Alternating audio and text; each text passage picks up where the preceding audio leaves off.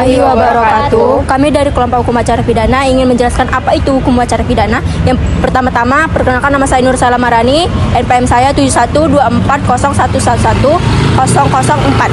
Perkenalkan nama saya Felisa Aswata Subita Surbakti, NPM saya 7124011015.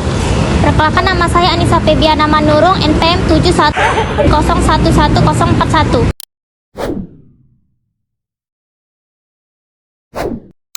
Hukum acara pidana adalah peraturan dan prosedur yang mengatur tata cara penegakan hukum pidana. Hukum acara pidana mencakup proses hukum mulai dari penyelidikan, penangkapan, penyidikan, persidangan hingga eksekusi hukuman.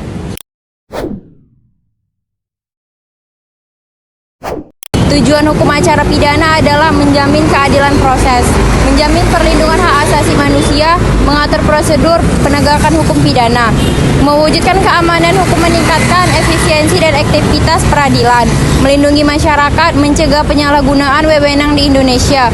Hukum acara pidana diatur dalam Kitab Undang-Undang Hukum Acara Pidana atau KUHP. KUHP mengatur seluruh proses pidana, mulai dari mencari kebenaran hingga kasasi di Mahkamah Agung. Beberapa asas hukum pidana dalam KUHP diantaranya asas peradilan cepat, asas peradilan sederhana, asas peradilan biaya ringan. Tujuan utama hukum acara pidana adalah untuk menjamin adanya kepastian hukum, keadilan, serta perlindungan hak asasi manusia bagi semua pihak yang terlibat, baik terdakwa, korban, maupun masyarakat.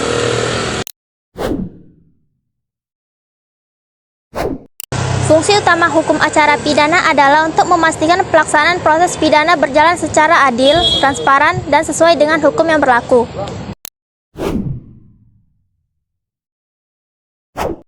Prinsip-prinsip hukum acara pidana adalah dasar atau pedoman yang mengatur pelaksanaan proses pidana agar berjalan dengan adil, efisien, dan sesuai dengan aturan hukum yang berlaku.